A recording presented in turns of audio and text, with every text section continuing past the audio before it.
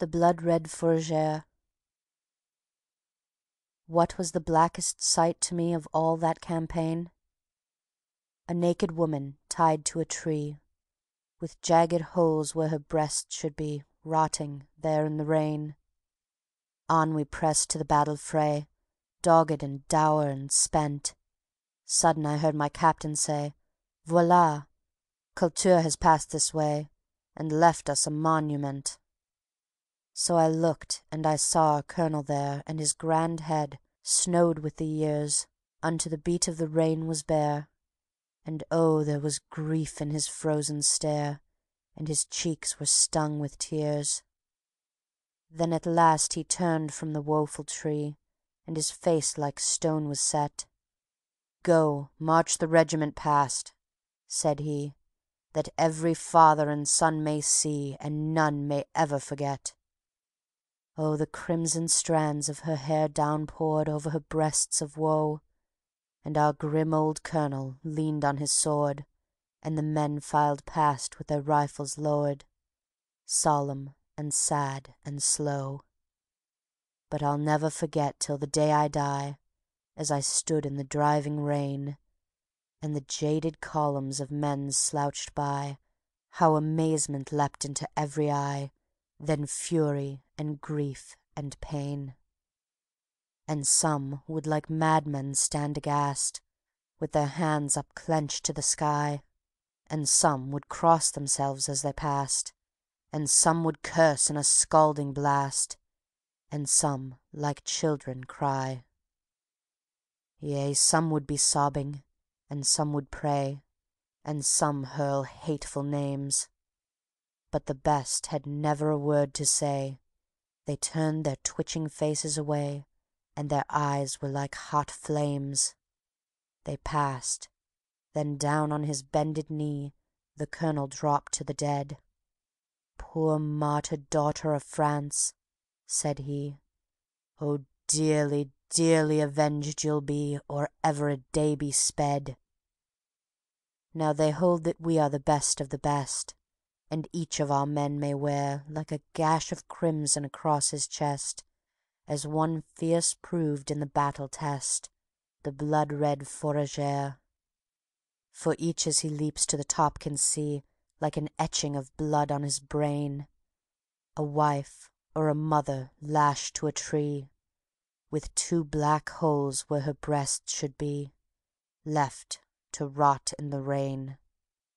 So we fight like fiends, and of us they say that we neither yield nor spare. Oh, we have the bitterest debt to pay. Have we paid it? Look how we wear today, like a trophy, gallant and proud and gay, our blood-red fourragère. It is often weary waiting at the little poste de secours.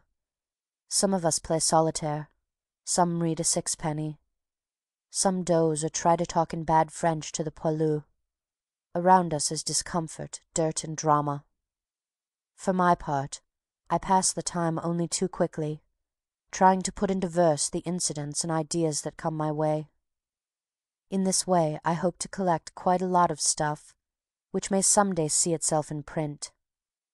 Here is one of my efforts. Jim. Never knew Jim, did you? Our boy Jim? Bless you, there was the likely lad, supple and straight and long of limb, clean as a whistle and just as glad. Always laughing, wasn't he, Dad? Joy, pure joy to the heart of him. And oh, but the soothing ways he had, Jim, our Jim. But I see him best as a tiny tot, a bonny babe though it's me that speaks, laughing there in his little cot, with his sunny hair and his apple cheeks. And my, but the blue, blue eyes he'd got, and just where his wee mouth dimpled dim, such a fairy mark like a beauty spot. That was Jim. Oh, the war, how my eyes were wet. But he says, "Don't be sorrowing, mother dear. You never knew me to fail you yet, and I'll be back in a year, a year." 'Twas at Mons he fell, in the first attack, for so they said, and their eyes were dim, but I laughed in their faces, "He'll come back, will my Jim." Now we'd been wedded for 20 year, and Jim was the only one we'd had, so then I whispered in father's ear, he wouldn't believe me, would you, Dad?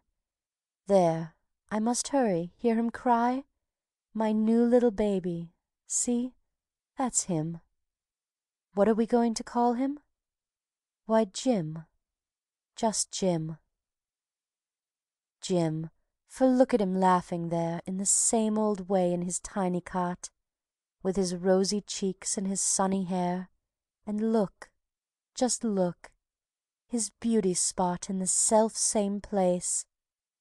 Oh, I can't explain, and of course you'll think it's a mother's whim, but I know it's my boy again, same wee Jim. Just come back as he said he would, come with his love and his heart of glee. Oh, I cried and I cried, but the Lord was good. From the shadow of death he set Jim free. So I'll have him all over again, you see. Can you wonder my mother's heart's abrim? Oh, how happy we're going to be, aren't we, Jim? End of Book 4, Winter, Part 1.